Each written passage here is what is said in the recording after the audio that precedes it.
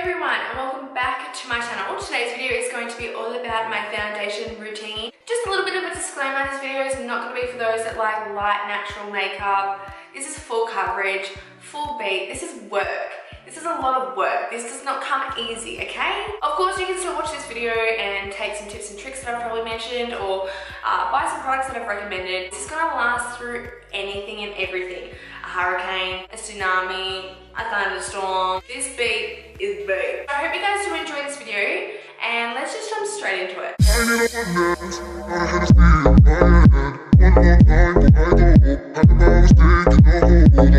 My skin may look a little patchy today just because I did put on some fake tan earlier on. My brows are really like intense because they're so overdue for a wax. It's actually embarrassing. So just, yeah, ignore the patchiness and the bad brows and everything else. I just want to say now before I get started in this video that I just created this eye look using the Jaclyn Hill Vault collection. This is the Armed and Gorgeous palette. I didn't film it, wish I did, but this look took me a long time. Like, they were difficult. They were difficult shadows. Today I'm just going to be going through each step in depth of how I achieve my full coverage, flawless foundation routine. In no way am I saying that this is how everyone should do their foundation. This is just what works for me. If you're wondering, I am normal to kind of combination. Sometimes I can be a little bit more dry. Sometimes I can be a little bit more oily. It truly just depends on the day, the weather, what season. I have been a wearer of makeup since I was 11 years old, but it's only been the past few, probably 4 or 5 years that I've been really like hardcore with my makeup and like experimenting, and I love it. I love everything about makeup. One thing that I've learned how important prepping your skin truly is. Before you even think about applying makeup, you want to make sure that your skin is clean, exfoliated, and moisturized. I have already moisturized. I use a Sukin moisturizer. I think it's like the sensitive one. After I've moisturized, I like to let it soak into the skin for about 5 to 10 minutes. I don't like to go directly straight on top of moisturizer with foundation because I personally found that it will reduce the longevity or disturb the product that I'm about to put on top of it. Some people like to debate that, but for me personally, that's what works for me. After I've moisturized, I love to prime, and priming is so important. It can do so many things for your skin, so many benefits. It truly makes such a big difference in your foundation, whether you want longevity, whether you're blocking out oils, bringing hydration back to your skin, or you've got discoloration and you want to even it out, or if you have pores and you have fine lines and you want to smooth that out and blur them.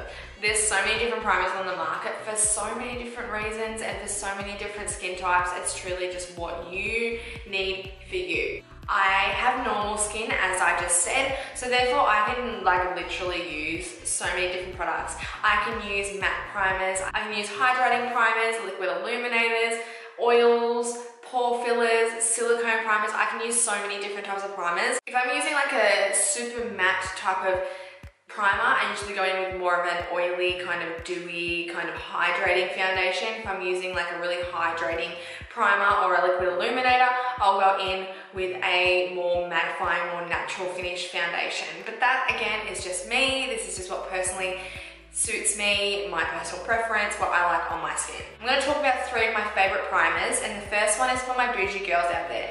If you are looking for a bougie primer, this is the one for you. This is the Fasarli Rose Gold 24 karat infused beauty oil. This is $70 from Sephora. I know it's quite expensive, but as I said, it's for my bougie girls.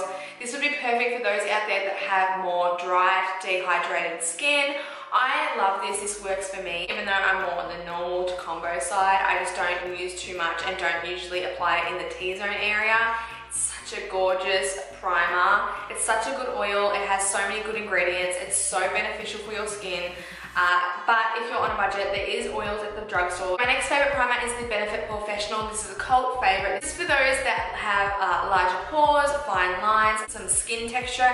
If you want to smooth it out and make your skin feel and look like a baby's bum, this is what you go for. And my recent favorite is the NYX Angel Veil. Supposedly this is a dupe for the Hourglass Mineral Veil, so I've heard. I love this because it like literally blurs the skin, but it's velvety, but it doesn't dry out my skin.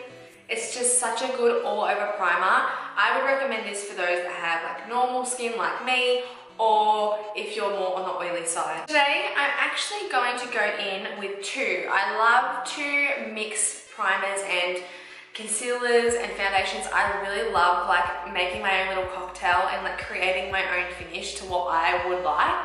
So today I'm feeling a little dry around the perimeters of my face, so I'll be going in with the Fasarli Rose Gold Oil. I applied a few drops around the perimeter of my face, and I'm just gonna literally massage that into the skin. It smells so good. It's got such a beautiful scent. I'm just going to go in with a little bit of the Angel Veil just on the T-zone. I just used a dollop just because I have a little bit of a pore issue at the moment. A little bit of texture around my mouth as well.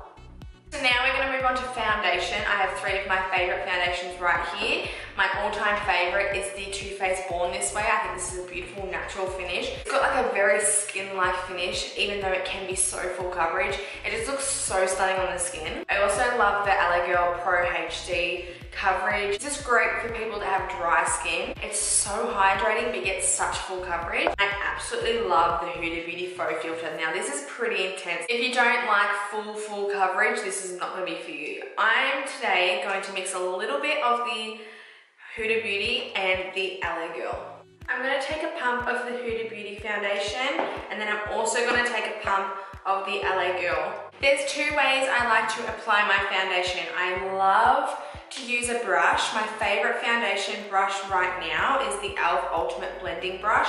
Super affordable brush. I like to use a brush when I'm using more of a dewy, luminous foundation. And when I'm using more of a thicker, more mattifying foundation, I love to use a sponge because the sponge is wet. Therefore, it picks up excess product. This is the Fenty by Rihanna sponge, and this is my favorite sponge ever. It's more affordable than the Beauty Blender. I love that it has a flat side and also this little like corner at the edge.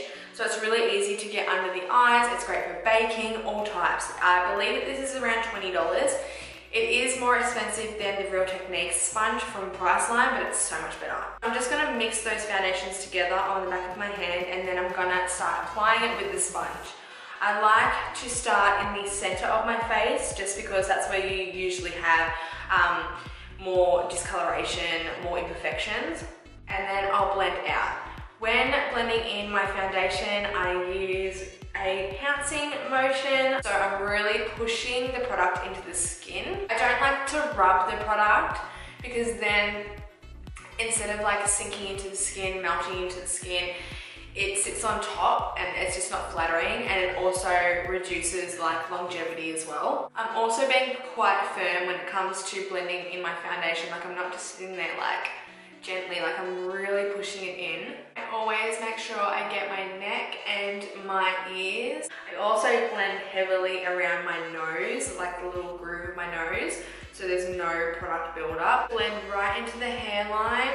I feel really sorry for those that have blonde hair because that would be just like a hot mess. And my cat's trying to get in. What do you want? Usually, if I haven't done my eyes already, I get a lot of purple right in the inner corners of my eyes right here, and I'll go in with a pot concealer to cancel out the blue and purpley tones. I use the Soft Matte Complete Coverage Concealer from NARS. This is in the shade Ginger 2. I'll link all the shade names down below. So we're just going to go straight on to highlighting. I'm going to be using the Colourpop No Filter Concealer in number 20, and I'm going to apply it in a little tiny triangle right there. I'm also going to apply a little bit on the chin, a little bit on the forehead, and also my nose. I'm going to let it sit under my under eyes just a little bit because I like it to get a little bit more dry so it's more pigmented and it will last longer, and I'll start blending out the other areas first. The reason why I apply my concealer in these 4 areas is so I bring some dimension back to my face. When blending out the concealer, I'm doing the exact same thing, pouncing it into the skin.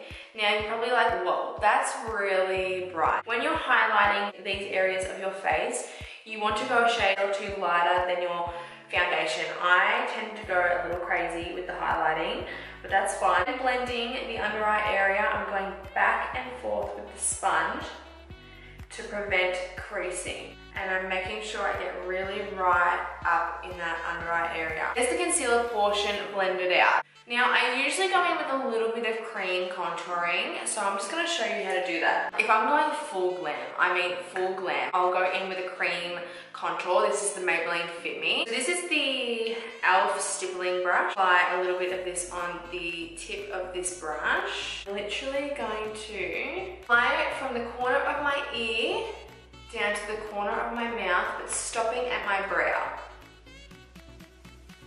And I'm just gonna literally just carve out my cheekbones.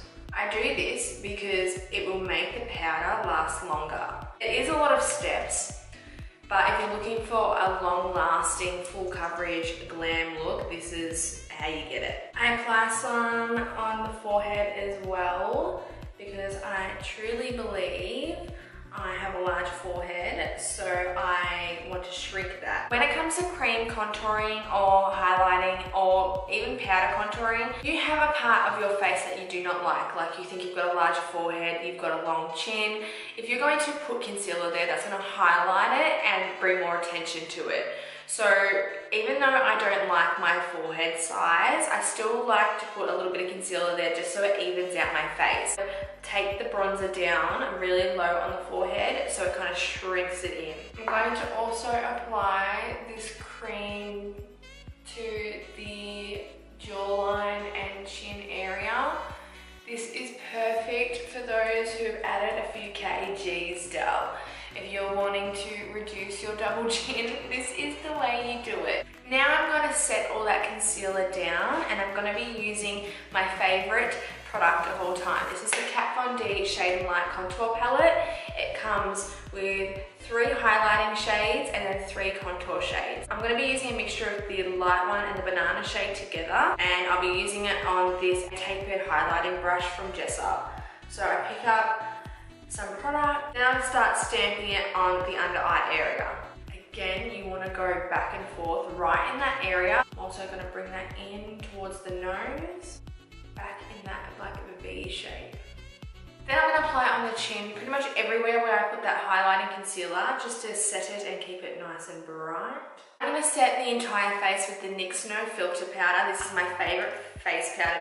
Even though it's like a mattifying powder, it's got like a sheen to it, and it's like not too drying on the skin. I'm just going to be using a Jessup tapered face brush for this. You don't want to rub your face powder on, because it's then going to disturb all the blending you just did. I like to press everything into the skin so everything stays in place. My next step I have spoken about on my channel a few times. It's using the Hourglass Ambient lighting powders. I love a matte look, but I love a really glowy, luminous look. Not dewy, not oily. I love using these powders to bring back light and luminosity to my face. So as you can see now, I've set everything down with powders and I'm looking pretty matte, right? So I want to bring back more glow to my skin.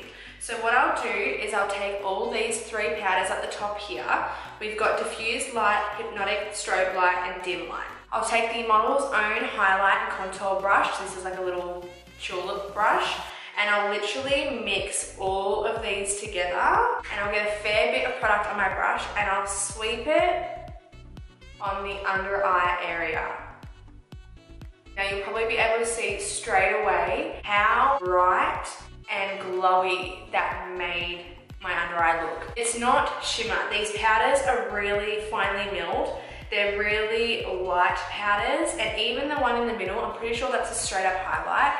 It's not glittery and it's not chunky, and it's just gorgeous, to be honest. And I put that in all the areas that I originally put all that concealer, just to bring back some glow, because those areas where I put all that concealer is where the light catches. I'm now just going to quickly finish the rest of my face, so I'm going to slightly bronze.